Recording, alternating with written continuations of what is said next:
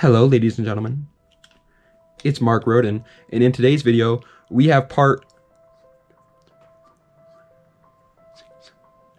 9 of the budget car series that we do at the end of the year, except now it's the start of the year because I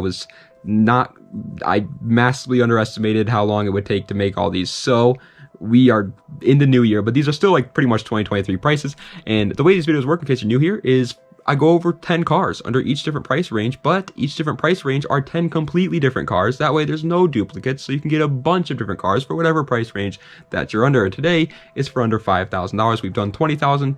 No, we've done 25,000, 20,000, 15,000, 10, 9, 8, 7, 6,000, and now we're on $5,000. Song of the day, because we're doing those for these top 10s, is SOBXRBE Always. I don't know what the letters stand for there whatsoever, but the song is good. It's really good. It's a rap song, so if you don't like rap music, don't listen to it. But if you do like rap music, go give it a shot. I like it a lot. But anyway, without further ado, let's go right into the list with number 10. Number 10 is going to a car that my father has two of, and he likes them a lot. The Pontiac Fiero GT. Now, I am like one of the only YouTubers. I don't mean to toot my own horn here. I don't mean to suckle on my own, but I am one of the only YouTubers out there that talks about the Pontiac Fiero GT, and there's probably a reason for that because it's not the best car, but it sure is cool, man. It comes with a 2.8 liter V6, making 140 horsepower, and it's rear-wheel drive. Now, you may be thinking to yourself, Mark Roden, that is a low horsepower number. How dare you? How dare you stuff that horsepower number in my face? Well, let me explain, buddy. First of all, the car's mid-engine, okay, which is already sick enough. Second, it's rear-wheel drive, which is even sicker. Third, it has pop-up headlights, and fourth, it's incredibly lightweight. Okay, it's one of those cars. It's literally like the American version of the Toyota MR2. Literally, like pretty much exactly the same car. There's not any difference, except for this one's a little bit more unreliable and is also just not as good as the MR2. But it's still a really cool car. Look into it. Okay, my GoPro just kind of like decided it wanted to throw a little hissy fit for absolutely no reason. But number 9 is the Mazda RX-8. Speaking of unreliability, because we were just talking about the Fiero GT and now the RX-8 is here. But just kidding, actually, because the RX-8 is one of the most reliable cars ever made. Don't let them lie to you. The RX-8 is more reliable than a Camry. That's right. That's right, more reliable than a Camry. I said it. It comes with a 1.3 liter 2-rotor rotary engine, making 212 horsepower, and it is rear-wheel drive. Now, obviously, I'm lying. The RX-8 is very unreliable. It comes with a rotary. Rotaries are cool motors, obviously, and I really do wish that Mazda still made them, but at the same time, I totally understand why they don't. These motors just got the short end of the stick, man. They're little Dorito boys, which is really cool, and they sound awesome. Like, they sound really, really cool. But they're just not good. They just require a lot of extra maintenance, and if you don't do the maintenance, they die. So be careful if you are thinking about buying one of these for sure. But if you know what you're doing, or if you have like a couple other cars, maybe 3, buy an RX-8. Finally, we can talk about a reliable car. It's the Honda Accord CB7. This is my favorite generation of the Honda Accord. It's the 4th gen, and God, it's just so good. It's so boxy and so 90s, and I just love everything there is about that. Now, is it like the fastest vehicle on this list? Is it like the most appealing vehicle to a mass audience on this list?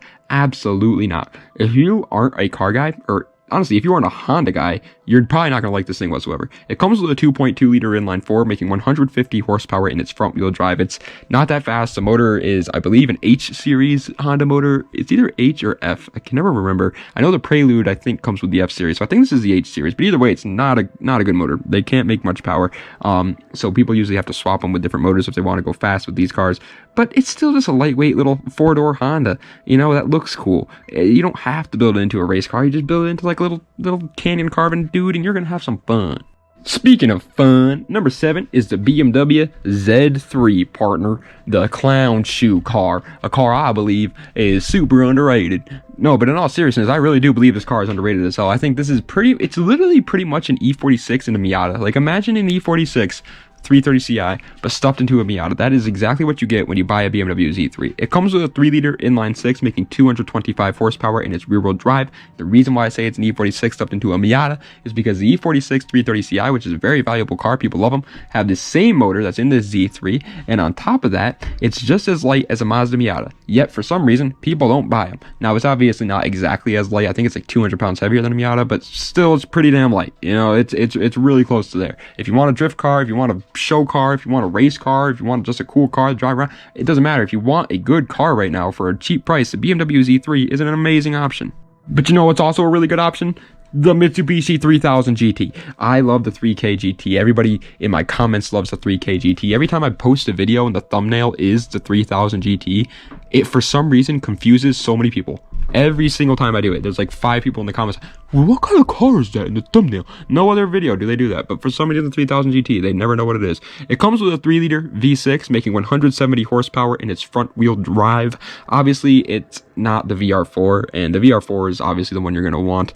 I'm not going to lie to you, the 3000 GT base, or I think it's called the SL, is not like a race car. You know, you don't want to go out there and buy this thing expecting to beat everybody in your town. It's a car that strictly is like fake it till you make it kind of car. You know, it looks cool, but deep down we all know that that baby is slow. Okay, it's just a cool looking kind of car. You can flex on people, and it is also fun. I mean, it's a lightweight-ish Japanese car. You can have some fun with it in the corners. But coming in at the number 5 spot is a car that's great in the corner. We are just like shifting into these cars perfectly today, man. They're just so connected.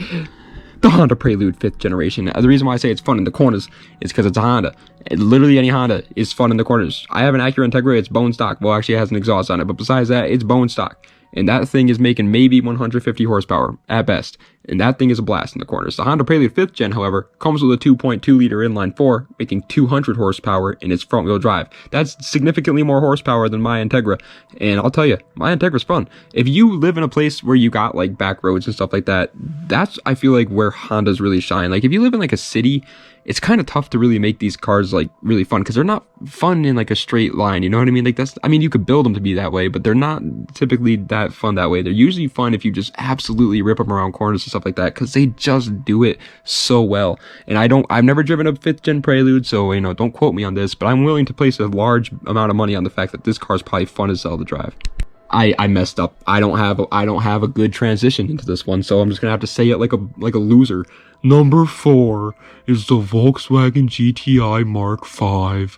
It has no similarities to the 5th gen Prelude, besides the fact that they're both front-wheel drive. Super sad about that, but that's okay, because the Mark V GTI always makes me happy every time I get to talk about it. Who doesn't? Comes with a 2-liter turbocharged inline-4, making 200 horses. It literally does that, and it's front-wheel drive. Like the car, if you sit in the Mark V GTI, 200 horses come out of the air vents and attack you when you sit in it. It's wild. I've never seen another car do that, but this one makes 200 of them every second. It's crazy. In all seriousness, it's obviously pretty much just a German version of like a Honda Civic. Like they're a slightly more unreliable, but they're also slightly more fun than a Civic. They got more horsepower than a Civic.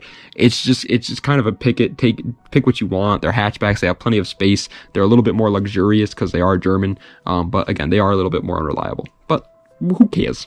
Third place is a car that I hate talking about in my videos because it is so hard to find decent background footage for it. So I know that when I go to edit it, it's going to be a nightmare because there's like no decent background footage of this car. It's a Chevy Camaro Z28 4th generation, the Catfish Camaro. Everybody makes fun of this car. They say it's the ugliest generation of the Camaro, and I totally agree. It is definitely the most ugly generation of the Camaro, but it doesn't mean it's a bad car. It comes with a 5.7-liter V8 making 305 horsepower in its rear-wheel drive. Obviously, that's an LS. Obviously, if you have a brain, you know the LS is a really good motor. No need to hide that. The Fox Body itself is a massively popular drag car, and they're still relatively cheap. You obviously are going to have to definitely do some work to find one of these under 5K. I mean, there are people out there that they really think their 4th gen Camaros are worth something, so you know, gotta stay on it. But if you do, it is an absolutely steal of a car right now. Second place is a car that a lot of you guys like, which makes me happy because I like it. It's the BMW 540i E39. I love how my community on YouTube likes like the most random cars and it just hates other ones. Like they don't even acknowledge some other cars. I'll make like a whole video on one of them and they'll get like 10 views, and then like I'll make a video on the E39 and they're like, yeah, that's a good one. But anyway, this one comes with a 4.4-liter V8 making 286 horsepower in its rear-wheel drive. This is an absolute steal right now. Every car from BMW that isn't a 3 Series and is old is so underrated. Like literally everyone. 5 Series, 6 Series, 7 Series. They didn't make 2 Series back then, but you get the idea. They're so under, like the fact that you could find a 540i making pretty much 290 horsepower with a V8 in its rear wheel drive, and it's a sedan, and it's more comfortable, more luxurious than the E36 of the time. And you can find it for around the same price as a 328i E36 that makes what, 190 horsepower. It's insane. Honorable mention of the time, though, I do an honorable mention in every one of these videos because I like to make the title of the video sports cars, but I like to talk about trucks sometimes, so I do want honorable mention of a truck. That way it doesn't, you know, hinder the video, but I get to talk about trucks. And it's the Jeep Wrangler TJ. It comes with a 4-liter inline 6, making 190 horsepower, and it's 4x4. Now, obviously, I don't think I need to explain this, but you're not going fast in a damn Jeep Wrangler TJ. If you think you are, I don't even know what to tell you, man. You're just not the brightest person. But obviously, if you like off-roading and if you want to do it reliably, well, a 4-liter inline 6 Jeep Wrangler TJ is probably the best option for you. But first place just so happens to go to one of my favorite cars ever made, the Lexus SC300. Now, not really, because I like the Soarer Z30 with the 1JZ in it. That's a little bit, that's my actual favorite one, but I'll settle for the 2JZ powered one because it's still pretty dang good, man. It also just looks absolutely incredible. I've always liked the looks of Lexus SCs. It comes with a 3-liter inline 6, making 225 horsepower in its rear-wheel drive. Now, obviously, like I just said, that's a 2JZ. No, it's not the one you're thinking of in the Mark IV Supra. It's a naturally aspirated version, but it's still a really good motor. I mean, these people out there are now starting to pay decent money for naturally aspirated 2JZs because obviously GTEs are flying up in price and they're super hard to find. So people are settling for these and they're happy with them because they're good motors. How did that heater just turn back on? I literally waited for like 30 minutes for that heater to turn off so I can make this video, and it just turned back on right. That's a fat. It's speed running, heating my house right now. I don't understand how that's happening, but anyway, it's a great car. It's rear-wheel drive, it's a fun drift car, it looks incredible, it has a bunch of nice technology from the 90s in it, and it's reliable as hell because it's basically a Toyota. What more could you want? But ladies and gentlemen, that is the end of today's video of the top 10 best cars for less than $5,000. Another part, what did I say in the beginning? Whatever, part 9 I think it was, to the budget car series that we do at the end of the year. Hope you guys enjoyed. If you did, please be sure to like, comment, and subscribe to the channel for more content just like this. Again, I don't know how that heater did that. Let me explain something to you. That happens quite often. The heater goes off and I have to wait to start to film the video. But every time I wait like 30 minutes, right? And then it turns itself back off. And I start to film, and I can film like an hour's worth of videos in like a setting before that thing turns back on. I started filming the second it turned off, and it's already back on. Why would it do that? It is just not on my side today. Oh, now it's getting angry that I'm talking about it. You hear it's getting louder. I'll go back there. I will go back there. Don't. Woo! That is one lucky heater that I got to record right now because I would be back there throwing hands with it. You know what I'm saying? Anyway, guys, thank you so much for watching. I appreciate it. I love each and every one of you. I hope you guys are having a great new year. I hope you guys continue to have a great new year. And Das Vidania. Have a nice night.